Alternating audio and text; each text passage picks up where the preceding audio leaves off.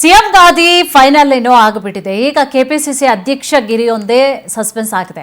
ವರಿಷ್ಠರ ಅಂಗಳದಲ್ಲಿ ಜಾತಿ ಲೆಕ್ಕಾಚಾರ ಆಗ್ತಾ ಇದೆ. ಯಾರಿಗೆ ಸಿಗುತ್ತೆ ಹಾಗಿದ್ರೆ ಪಟ್ಟ? ವರಿಷ್ಠರ ಅಂಗಳದಲ್ಲಿ ಜಾತಿ ಲೆಕ್ಕಾಚಾರ ಆಗ್ತಾ ಇದೆ. ಯಾರಿಗೆ ಸಿಗುತ್ತೆ ಅನ್ನೋದೇ ಈಗ ಸಸ್ಪೆನ್ಸ್ ಆಗಿ ಉಳಿದುಕೊಂಡಿದೆ. ಗುಟ್ಟು ಇನ್ನೂ ಕೂಡ ರಟ್ಟು ಮಾಡಿಲ್ಲ ಹೈಕಮಾಂಡ್. ಯಾರಿಗೆ ಸಿಗುತ್ತೆ ಕಾಂಗ್ರೆಸ್ನ ಸಾರಥ್ಯದ ಕಿರೀಟ? ಪೈಪೋಟಿ ಶುರುವಾಗಿದೆ. ಮುಖ್ಯಮಂತ್ರಿ ಆಯ್ಕೆಯ ಬೆನ್ನಲ್ಲೇ ಹೆಚ್ಚಾಗ್ತಾ ಇದೆ ಕೆಪಿಸಿಸಿ ಪಟ್ಟದ ಫೈಟ್. ಕಾಂಗ್ರೆಸ್ ಹೈಕಮಾಂಡ್ಗೆ ಎದುರಾಗ್ತಾ ಇದೆ ಮತ್ತೊಂದು tension. Satish Jarkiholi, Eshwar Khandre, BK Hariprasad, doctor G Parameshwar, Shivraj Tangadagi ಅವರ ಹೆಸರು ಮುಂಚೂಣಿಯಲ್ಲಿ ಇದೆ. ಒಂದು ಹೆಸರಾದ್ರೆ ಫೈನಲ್ ಆಗಿಬಿಡ್ತಾ ಇತ್ತು. ಬಟ್ ತುಂಬಾ ಹೆಸರುಗಳು ಇರೋದ್ರಿಂದಾಗಿ ತಲೆನೋವು ಈಗ ಹೈಕಮಾಂಡ್ಗೆ. ಒಂದು ಕಡೆ ಕೆಪಿಸಿಸಿ ಅಧ್ಯಕ್ಷ ಸ್ಥಾನದ ಟೆನ್ಷನ್, ಇನ್ನೊಂದು ಕಡೆ ಸಚಿವರ ವಿಚಾರವಾಗಿ ಟೆನ್ಷನ್, ಯಾರನ್ನ ಸಚಿವರನ್ನಾಗಿ ಮಾಡುವುದು ಅಂತ. ಮತ್ತೊಂದು ಕಡೆ ಡಿಸಿಎಂ ಹುದ್ದೆಯ ಟೆನ್ಷನ್. ಫುಲ್ ಟೆನ್ಷನ್ ಅಲ್ಲಿದೆ ಈಗ. ಮೂರು ತಲೆನೋವಿದೆ. ಒಂದಂತೂ ಕ್ಲಿಯರ್ ಆಯ್ತು 4ರಲ್ಲಿ, ಬಟ್ ಇನ್ನೂ 3 ತಲೆನೋವಿದೆ.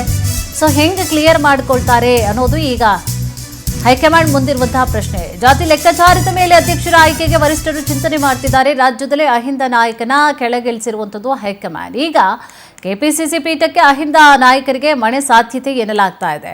ಸೊ ಈಗ ಅವರ ಚಾಯ್ಸ್ ಯಾರು ಅನ್ನೋದೇ ಸದ್ಯದ ಕುತೂಹಲ ಆಗಿಬಿಟ್ಟಿದೆ. ಕಾಂಗ್ರೆಸ್ ವರಿಷ್ಠರ ಪ್ಲಾನ್ ಬಿ, ಮತ್ತೊಂದು ಮಾಸ್ಟರ್ ಪ್ಲಾನ್ ಕೂಡ ಇದೆ. ಒಬ್ಬ ಅಧ್ಯಕ್ಷರ ಜೊತೆಲಿ 2ರಿಂದ 3 ಕಾರ್ಯಾಧ್ಯಕ್ಷರ ನೇಮಕ ಚಿಂತನೆಯನ್ನ ನಡೆಸಲಾಗಿದೆ. ರಾಜ್ಯದಲ್ಲಿ ಅಹಿಂದ ನಾಯಕನನ್ನ ಈಗಾಗಲೇ ಹೈಕಮಾಂಡ್ ಕೆಳಗಡೆ ಇಳಿಸ್ಬಿಟ್ಟಿದೆ. ಈಗ ಕೆಪಿಸಿಸಿ ಪೀಠಕ್ಕೆ ಅಹಿಂದ ನಾಯಕರಿಗೆ ಮಣೆ ಹಾಕುವಂತಹ ಸಾಧ್ಯತೆಗಳು ಕೂಡ ಕಾಣಿಸ್ತಾ ಇದೆ. ಸೊ ಏನ್ ಮಾಡ್ತಾರೆ ಈಗ ಅನ್ನೋದೇ ಈಗ ದೊಡ್ಡ ಪ್ರಶ್ನೆ ಆಗಿರೋದು. ಹೈಕಮಾಂಡ್ ಏನೋ ಸಲೀಸಾಗಿ ಈಗ ಸಿದ್ದರಾಮಯ್ಯ ಅವರನ್ನ ಯಾವುದೇ ರೀತಿಯಾದಂತಹ ಜಗಳ ಗೊಂದಲಕ್ಕೆ ಆಸ್ಪದವನ್ನ ಕೊಡದಂತಹ ರೀತಿಯಾಗಿ ಇಳಿಸ್ಬಿಟ್ರು.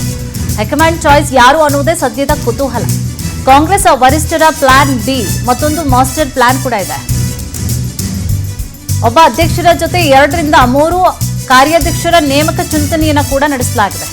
ABCD ಅಂತ ಪ್ಲಾನ್ ಕೂಡ ಮಾಡ್ಕೊಂಡಿದ್ದಾರೆ ಅವರು. ಇದಾಗ್ಲಿಲ್ಲ ಅಂದ್ರೆ ಅದಿರ್ಲಿ ಅಂತ.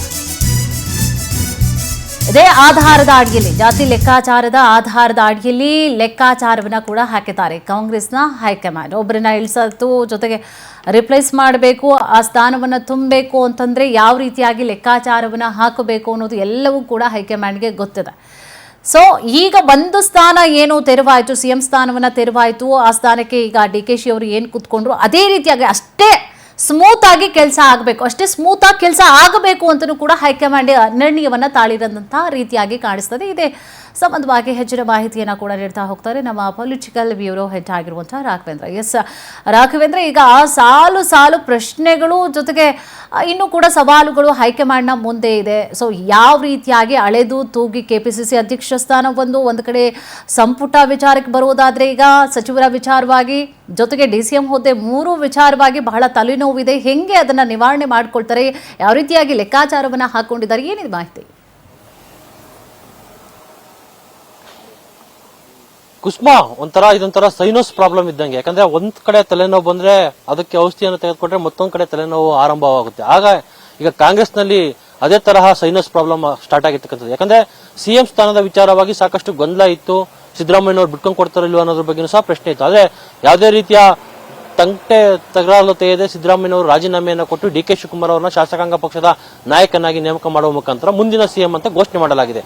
ಅದೇ ಇದೀಗ ಇರ್ತಕ್ಕಂಥದ್ದು ಕಾಂಗ್ರೆಸ್ಗೆ ದೊಡ್ಡ ಸವಾಲು ಅಂದ್ರೆ ಕೆಪಿಸಿಸಿ ಅಧ್ಯಕ್ಷ ಸ್ಥಾನ. ಯಾಕಂದ್ರೆ CM ಆದ ಬಳಿಕ ಕೆಪಿಸಿಸಿ ಅಧ್ಯಕ್ಷ ಸ್ಥಾನವನ್ನು ತೊರೆಯಲೇಬೇಕಾಗಿರ್ತಕ್ಕಂಥ ಪ್ರಸಂಗ ಬಂದಿದೆ. ಈಗಾಗಲೇ DK ಶಿವಕುಮಾರ್ ಅವರು ಸಹ ಅದಕ್ಕೆ ರಾಜೀನಾಮೆಯನ್ನು ಕೊಟ್ಟಿದ್ದ, ಅಧಿಕೃತವಾಗಿ ಘೋಷಣೆ ಮಾಡಬೇಕಂತ ಸಹ ಹೇಳಲಾಗ್ತೈತೆ. ಹೀಗಾಗಿ ಕೆಪಿಸಿಸಿ ಅಧ್ಯಕ್ಷ ಸ್ಥಾನಕ್ಕೆ ಇದೀಗ ಸಾಕಷ್ಟು ಮಂದಿ ಟವಲ್ ಅನ್ನು ಹಾಕಿ ಕೂತ್ಕೊಂಡಿರ್ತಕ್ಕಂಥದ್ದು. ಯಾಕಂದ್ರೆ ಜಾತಿವಾರು ಈಗಾಗಲೇ ಸಾಕಷ್ಟು ದೊಡ್ಡ ಮಟ್ಟದ ಲಾಬಿ ಕೆಪಿಸಿಸಿ ಅಧ್ಯಕ್ಷ ಸ್ಥಾನಕ್ಕೆ ನಡೀತಾ ಇದೆ. ಪ್ರಮುಖವಾಗಿ ಸಾಕಷ್ಟು ದಿನಗಳಿಂದ ಒಂದು ಹೆಸರು ಕೇಳಬರ್ತಾ ಇತ್ತು.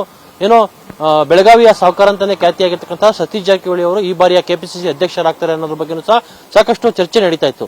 ಆದ್ರೆ ಈಗ ಸತೀಶ್ ಜಾರಕಿಹೊಳಿಗೆ ತಮ್ಮ ಪಕ್ಕದಲ್ಲೇ ಇರ್ತಕ್ಕಂತಹ ಕೆಲವೊಂದಿಷ್ಟು ಮಂದಿ ಈಗ ಅಡ್ಡಗಾಲು ಅನ್ನ ಹಾಕಿರ್ತಕ್ಕಂಥದ್ದು. ಯಾಕಂದ್ರೆ ಈಗಾಗಲೇ ಜಾತಿವಾರು ಒಂದು ನೋಡೋದಾದ್ರೆ ಅಹಿಂದ ನಾಯಕನನ್ನ ಕೆಳಗಡೆ ಇಳಿಸಿದಂತಹ ಕಾಂಗ್ರೆಸ್ ಅಹಿಂದ ನಾಯಕನಿಗೆ ಕೆಪಿಸಿಸಿ ಅಧ್ಯಕ್ಷ ಸ್ಥಾನವನ್ನು ಕೊಡುತ್ತೆ ಅನ್ನೋದು ಇದೀಗ ಆಗ್ತಾ ಇರ್ತಕ್ಕಂತಹ ಚರ್ಚೆ. ಹಾಗಾದ್ರೆ ಐಂದ ನಾಯಕರಲ್ಲಿ ಯಾರ್ಯಾರಿದ್ದಾರೆ? ಸಾಕಷ್ಟು ಮಂದಿ ಇದ್ದಾರೆ. ಪ್ರಮುಖವಾಗಿ ಹೆಸರು ಕೇಳಿ ಬರ್ತಾ ಇರ್ತಕ್ಕಂಥದ್ದು BK ಹರಿಪ್ರಸಾದ್ ಅವರು. ಸತೀಶ್ ಜಾರಕಿಹೊಳಿ ಅವರು ಸಿಎಂ ಅವರ ಬಣದಲ್ಲಿ ಇದ್ರೂ ಸಹ ಇತ್ತೀಚೆಗೆ ಸಿಎಂ ಅವರ ಜೊತೆಗೆ ಯಾಕೋ ಸತೀಶ್ ಜಾರಕಿಹೊಳಿ ಅವರ ಸಂಬಂಧ ಅಷ್ಟಕ್ಕಷ್ಟೇ ಅನ್ನೋ ಮಾತುಗಳು ಸಹ ಕೇಳಿ ಬರ್ತಾ ಇದೆ, ಚರ್ಚೆ ಆಗ್ತಾ ಇದೆ. ಅದನ್ನ ಸಾರಾಸಗಟವಾಗಿ ತಳ್ಳಿ ಹಾಕಿದ್ದಾರೆ ಸತೀಶ್ ಜಾರಕಿಹೊಳಿ ಅವರು. ಯಾವುದೇ ಕಾರಣಕ್ಕೂ ಸಹ ಇಲ್ಲ. ಯಾಕಂದ್ರೆ DK ಶಿವಕುಮಾರ್ ಅವರಿಗೆ ಯಾವಾಗ ಹತ್ರ ಆಗ್ತಾರೋ ಸತೀಶ್ ಜಾರಕಿಹೊಳಿ ಅವರು, ಆಗ ಸಿದ್ದರಾಮಯ್ಯ ಅವರ ಬಣ ಫುಲ್ ಆಕ್ಟಿವ್ ಆಗಿ ಸತೀಶ್ ಜಾರಕಿಹೊಳಿ ಅವರ ಬದಲು ನಮ್ಮ ಟೀಮ್ ಅಲ್ಲಿ ಇರ್ತಕ್ಕಂಥ ಯಾರಾದ್ರೂ ಒಬ್ಬರಿಗೆ KPCC ಅಧ್ಯಕ್ಷ ಸ್ಥಾನವನ್ನ ಕೊಡಿಸಬೇಕು ಅನ್ನೋ ನಿಟ್ಟಿನಲ್ಲಿ ಸಾಕಷ್ಟು ಆಕ್ಟಿವ್ ಆಗಿ ಕೆಲಸ ಮಾಡ್ತಾ ಇದೆ. ಸಿದ್ದರಾಮಯ್ಯ ಅವರ ಮೇಲೂ ಸಹ ಸಾಕಷ್ಟು ಒತ್ತಡವನ್ನ ಏರಿದೆ. ಸಿದ್ದರಾಮಯ್ಯ ಅವರು ಇದೀಗ ಹೈಕಮಾಂಡ್ ಮೇಲೆ ಒತ್ತಡವನ್ನ ಏರ್ತಾರ ಅನ್ನೋದ್ರ ಬಗ್ಗೆ ಸಹ ಪ್ರಶ್ನೆ ಉದ್ಭವ ಆಗಿರ್ತಕ್ಕಂಥ. ಹರಿಪ್ರಸಾದ್ ಅವರಿಗೆ ಕೊಟ್ಟಿದ್ದೇ ಆದಲ್ಲಿ ಆಗ DK ಶಿವಕುಮಾರ್ ಮತ್ತೆ ಹರಿಪ್ರಸಾದ್ ಅವರ ಕಾಂಬಿನೇಷನ್ ಅಲ್ಲಿ ಮುಂದೆ ಕಾಂಗ್ರೆಸ್ ಆಡಳಿತವನ್ನು ನಡೆಸಬೇಕಾಗುತ್ತೆ. ಈ ಕಡೆ ಈಗಾಗಲೇ ಸಂಬಂಧವನ್ನ ವೃದ್ಧಿ ಮಾಡ್ಕೊಂಡಿರ್ತಕ್ಕಂತಹ DK ಶಿವಕುಮಾರ್ ಮತ್ತೆ ಸತೀಶ್ ಜಾರಕಿಹೊಳಿ ಅವರು ಇಬ್ಬರ ನಡುವೆ ಸಂಬಂಧ ಬಹಳ ಚೆನ್ನಾಗಿದೆ. ಹೀಗಾಗಿ ಸತೀಶ್ ಜಾರಕಿಹೊಳಿ ಅವರಿಗೆ ಕೊಟ್ಟರು ಸಹ ದೊಡ್ಡ ಮಟ್ಟದಲ್ಲಿ ಪಕ್ಷವನ್ನ ಡೆವಲಪ್ಮೆಂಟ್ ಮಾಡಬಹುದು, ಸಂಘಟನೆ ಮಾಡಬಹುದು ಅನ್ನೋದು ಸಹ ಕಾಂಗ್ರೆಸ್ನ ಲೆಕ್ಕಾಚಾರ. ಆದ್ರೆ ಈಗ ಜಾತಿವಾರು DCM ಗಳನ್ನ ಸೃಷ್ಟಿ ಮಾಡಿ ಅನ್ನೋದು ಒಂದ್ ಕಡೆ ಕೂಗಾದ್ರೆ, ಈ ಕಡೆ ಅದನ್ನ ಮಾಡ್ಲಿಲ್ಲ ಅಂದ್ರೆ KPCC ಅಧ್ಯಕ್ಷ ಸ್ಥಾನವರು ಸಹ ಜಾತಿವಾರು ಮಾಡಬೇಕು ಅನ್ನೋದು ಸಹ ಚರ್ಚೆ ಆಗ್ತಾ ಇರ್ತಕ್ಕಂಥದ್ದು. ಆದ್ರೆ ಸಾಕಷ್ಟು ದೊಡ್ಡ ಮಟ್ಟದಲ್ಲಿ ಈ ಒಂದು ಫೈಟ್ ನಡೀತಾ ಇರ್ತಕ್ಕಂಥದ್ದು.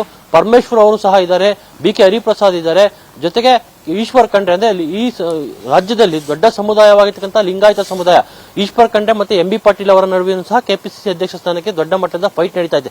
ಆದ್ರೆ ಸಿದ್ದರಾಮಯ್ಯ ಅವರು ಯಾರಿಗೆ ಕೊಡಿಸ್ತಾರೆ ಅನ್ನೋದ್ರ ಬಗ್ಗೆನೇ ಈಗ ದೊಡ್ಡ ಟೆನ್ಷನ್ ಎದುರಾಗಿರ್ತಕ್ಕಂಥ. ಯಾಕಂದ್ರೆ ಇಲ್ಲಿ ಸ್ವಲ್ಪ ಮಟ್ಟಿಗೆ ಕೆಲವೊಂದಿಷ್ಟು ಮೂಲಗಳ ಪ್ರಕಾರ ರಾಹುಲ್ ಗಾಂಧಿ ಅವರು ಸಿದ್ದರಾಮಯ್ಯ ಅವರು ಹೇಳಿದವರಿಗೆ ಮಣೆ ಹಾಕ್ತಾರೆ ಅನ್ನೋ ಮಾತುಗಳು ಸಹ ಕೇಳಿ ಬರ್ತಾ ಇರೋದ್ರಿಂದ ಸಿದ್ದರಾಮಯ್ಯ ಅವರನ್ನ ಯಾರನ್ನ ಸೂಚನೆ ಮಾಡ್ತಾರೆ?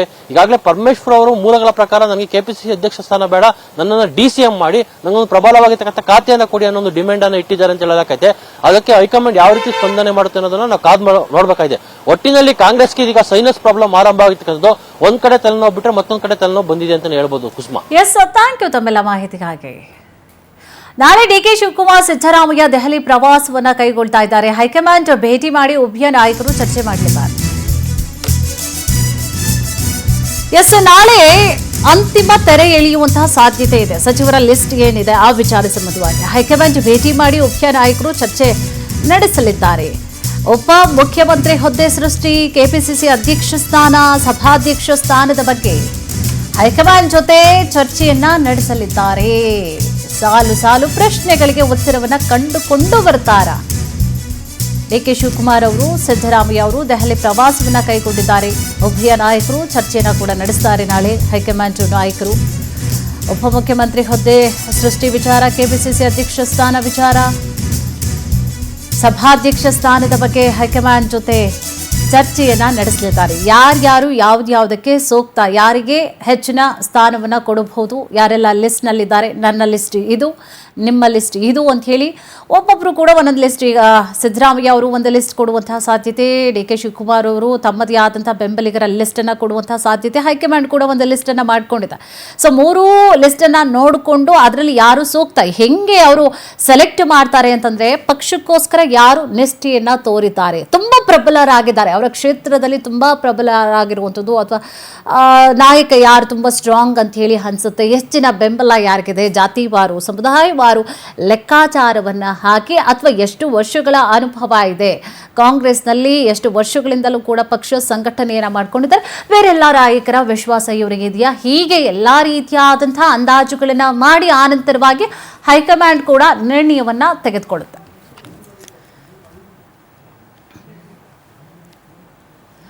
ಎಸ್, ಈಗ ಸಾಲು ಸಾಲು ಪ್ರಶ್ನೆ ಕೂಡ ಉದ್ಭವ ಆಗ್ಬಿಟ್ಟಿದೆ. ಹೈಕಮಾಂಡ್ಗಂತೂ ಏನ್ ಮಾಡಬೇಕು ಅನ್ನೋದು ತಲೆನೋವು ಇದ್ರೂ ಕೂಡ ತಮ್ಮದೇ ಆದಂತಹ ಲಿಸ್ಟ್ಗಳನ್ನ ಕೂಡ ರೆಡಿ ಮಾಡ್ಕೊಂಡಿದ್ದಾರೆ. ಈಗಾಗಲೇ ಸಿದ್ದರಾಮಯ್ಯ ಅವರು ಮತ್ತು DK ಶಿವಕುಮಾರ್ ಅವರು ತಮ್ಮದೇ ಬೆಂಬಲಿಗರಿಗೆ ಕೂಡ ಅವಕಾಶವನ್ನ ಕೊಡಿಸಬೇಕು ಅನ್ನುವಂಥ ನಿರ್ಣಯವನ್ನ ಕೂಡ ತಾಳಿದಂತಹ ರೀತಿಯಾಗಿ ಕಾಣಿಸ್ತಾ ಇದೆ. ನಾನಿಲ್ಲ ಅಂತಂದ್ರೂ ನನ್ನ ಬೆಂಬಲಿಗರಿಗೆ ಇರಲಿ ಅಂತ ಹೇಳಿ ಸಿದ್ದರಾಮಯ್ಯ ಅವರಿದ್ದಾರೆ. ಇನ್ನು DK ಶಿ ಅವರು ಏನು ಅಂತಂದ್ರೆ ನನಗೆ ಯಾರು ಸಪೋರ್ಟ್ ಮಾಡಿದ್ರು ಅವ್ರಿಗಿರ್ಲಿ ಅಂತ ಹೇಳಿ ಅವರ ನಿಲುವು ಕೂಡ ಇದೆ.